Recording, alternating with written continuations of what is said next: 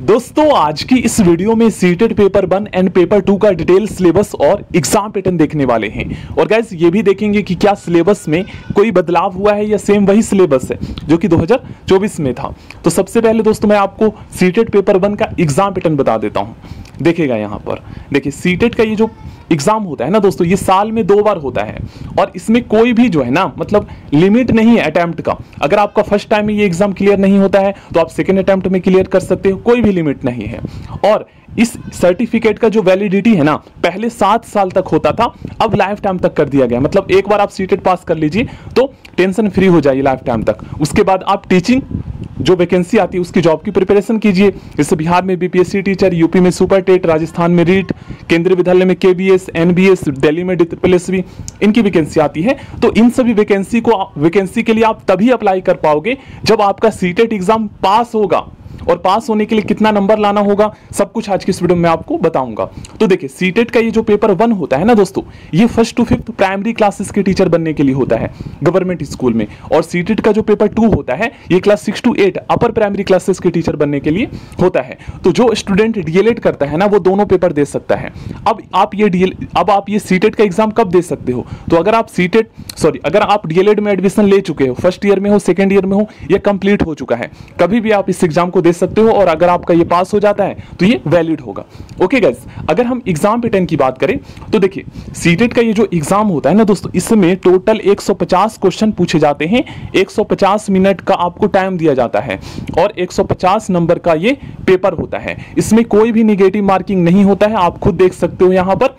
और इस एग्जाम में पास होने के लिए जो है ना कैटेगरी वाइज जो है क्वालिफिकेशन निर्धारित किया गया है। अगर आप जनरल से हो तो आपको 90 नंबर लाना होगा, मतलब 150 का 60%। और अगर आप OBC, SC, ST, pH category से हो तो आपको इसमें दोस्तों 55%, मतलब आपको 83 नंबर लाना होगा इस एग्जाम को पास करने के लिए।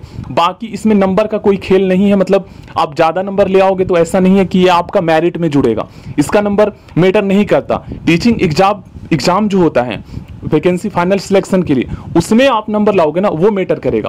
पहले होता था सीटेट का नंबर मैटर करता था, लेकिन अब नहीं करता है। ओके गाइस, बस पास होना जरूरी है इसमें।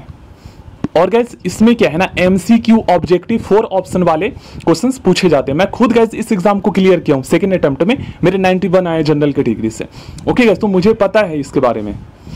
और ये है दोस्तों डिटेल सिलेबस। अब आपके मन में क्वेश्चन आ रहा होगा कि आखिर ये क्वेश्चंस पूछे कहां से जाते हैं, टॉपिक कौन कौन सा होता है? तो देखो गाइस, जो आप DElEd first year and second year में पढ़ते हो ना, उसी से आपके एग्जाम में क्वेश्चंस सीटेट में पूछे जाते हैं।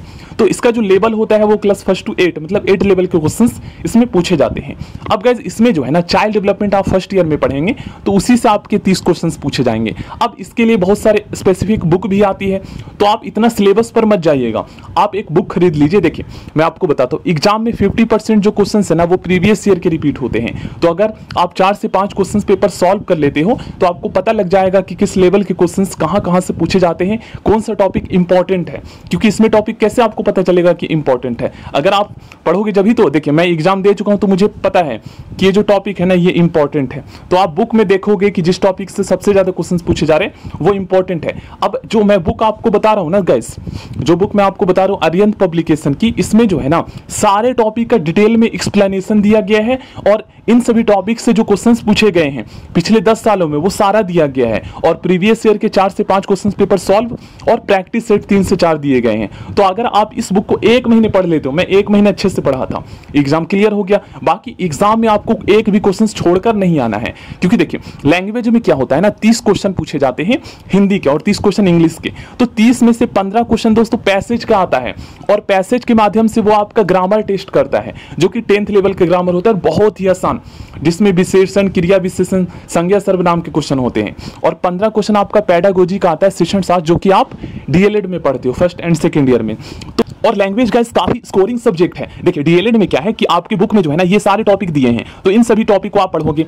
अब गाइस इन सभी टॉपिक को आप पढ़ोगे तो उसमें काफी डिटेल में दिया गया है, लेकिन वहीं पर बुक में जो इंपॉर्टेंट पॉइंट है उसी को डिस्कस किया गया है। और इन सभी टॉपिक से जो क्वेश्चंस पूछे गए हैं वो सभी बुक में दिया गया है, जो मैं अरिहंत पब्लिकेशन की बुक आपको बता रहा हूं। मैथमेटिक्स में क्या है दोस्तों, 30 क्वेश्चन आएंगे, जिसमें से 15 क्वेश्चन क्वेश्चन न्यूमेरिकल और 15 क्वेश्चन आपके पेडागोजी से आएंगे। तो न्यूमेरिकल तो दोस्तों बहुत ही आसान आएगा, क्लास 6 लेवल का आता है, बहुत ही आसान।